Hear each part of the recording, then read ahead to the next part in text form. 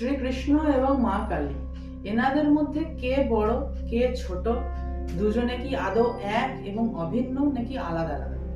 কেউ বলে শ্রীকৃষ্ণ বড়, কেউ বলে মা কালী বড়, কেউ কেউ বলে আবার দুজনেই এক এবং অভিন্ন। তো কোনটা বাস্তব, সেই নিয়ে আজকে আলোচনা করব। তবে কোনো শাস্ত্রীয় প্রমাণ নিয়ে না, বিবেক কি বলছে সেটার আধারে আলোচনা করার চেষ্টা করব। তাই ভিডিওটা শুরু থেকে শেষ অবধি খুব মনোযোগ দিয়ে শুনবেন। Madhur Yoga, feel the divine ecstasy. আমার ইষ্ট আমার কাছে শ্রেষ্ঠ, আমার কাছে সর্বস্ব, এটা ভক্তি। কিন্তু আমার ইষ্টই শ্রেষ্ঠ, অন্যের ইষ্ট ছোট, এর থেকে অনেক নিচে, এটা কিন্তু ভক্তি না, এটা তম ভক্তি, এটা বিভেদ যুক্ত। কারণ এখানে ভেদাভেদ এসে গেছে। যেখানে এই ভেদাভেদ সৃষ্টি হয়ে গেছে, জানবেন সেখানে আর ভক্তি নেই, সেখানে তম ভক্তি এসে গেছে। অর্থাৎ সেইখানেই একটা অহংকারের ছাপ এসে গেছে। অহংকার দিয়ে কি তাকে কখন পাওয়া সম্ভব? এই বুদ্ধি, এই ভেদ বুদ্ধিটা দিয়েই জগতে যত অনিষ্ট আজকের দিনে হয়। এই রকম ঘটনা যেখানে হচ্ছে সেখান থেকে আগে আপনার সরে আসা উচিত। এইটা খুবই ইনফেকশিয়াস একটা জিনিস, মস্তিষ্কের বিকৃতি ঘটিয়ে দেবে, ভাবের বিকৃতি ঘটিয়ে দেবে। কারণ আপনি মহাপুরুষদের দেখুন, বামদেব, শ্রী রামকৃষ্ণ, কিংবা সাধক রামপ্রসাদ, সাধক কমলাকান্ত, এনারা কিন্তু কোনোদিন ভেদাভেদ করেননি। সাধক কমলাকান্তের সেই গানটা আছে না, হয়ে এলো কেশি করে লয়েশি দনুজ তনয়ে করে সভয় কভু ব্রজ পুরাশি বাজাইয়া বাঁশি ব্রজাঙ্গনার মন হরিয়ে লয় জানো না রে মন পরম কারণ কালী কেবল নয় মেঘের বরণ করিয়ে ধারণ কখনো কখনো পুরুষ হয়। তো তার কাছে কোনো ভেদাভেদ নেই, তিনি তো সিদ্ধ পুরুষ ছিলেন। আবার সাধক রামপ্রসাদ, তিনিও তো ধর্মাধর্মের পারে চলে গেছিলেন, তিনিও তো ব্রহ্মজ্ঞানী ছিলেন। তিনি কি বললেন?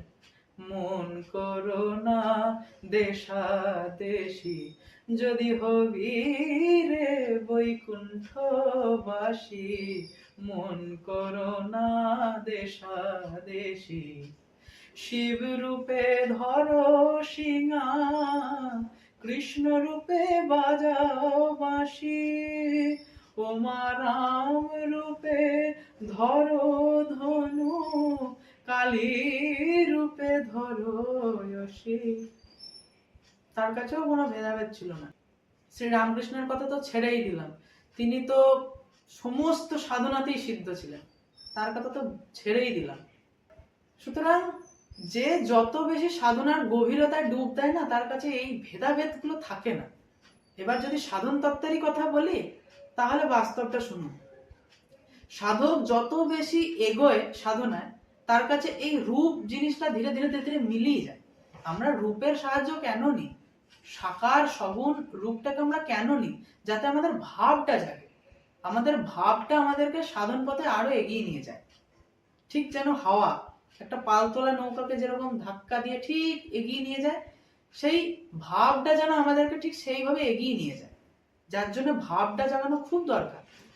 এই রূপে আমাদের ভাবটা জাগে, নিরাকার, কোনো রূপ নেই, পুরো অন্ধকার, সেটার প্রতি যত না বেশি ভাব জাগে, তার চাইতে বেশি বেশ সুন্দর মুরলি বাজাচ্ছেন, আহা অধরম মধুরম বদনম মধুরম, আহা কি সুন্দর ভাব জেগে গেল না? কিংবা মা, আমার মা ত্বং হি তারা ত্রিগুণ ধরা পড়াত পড়া মা ত্বং হি তারা, একটা আলাদা একটা ভাব যাচ্ছে না, একটা ভালোবাসা যাচ্ছে না? এই যে ভাবটা, এটাই তার প্রতি ব্যাকুলতাটা আনছে, যার জন্য এগিয়ে নিয়ে যেতে সাহায্য করছে, যার জন্য আমরা রূপের সাহায্যটা নিই। এবার সাধনায় আমরা যতটা বেশি গভীরতায় যাই, ধীরে ধীরে ধীরে ধীরে আমাদের ওই রূপটা যেন মিলিয়ে যায়।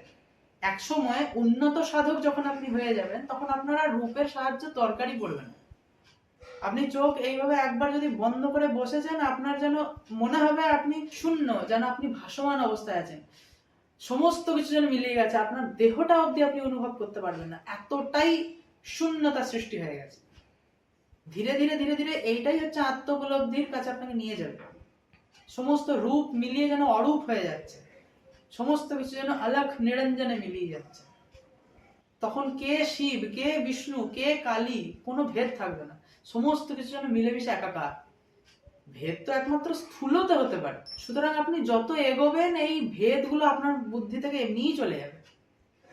আপনি যেন পরম শান্তি, পরম আত্মাতেই মিলিয়ে যাবেন। পরম আনন্দ তো সেইখানেই, তাই না?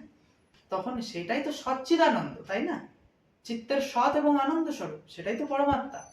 সেই পরম বোধটা আপনার মধ্যে আসবে।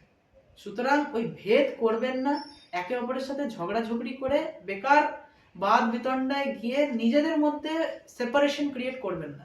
আমাদের সবার সময় হয়েছে সবার এক হবার।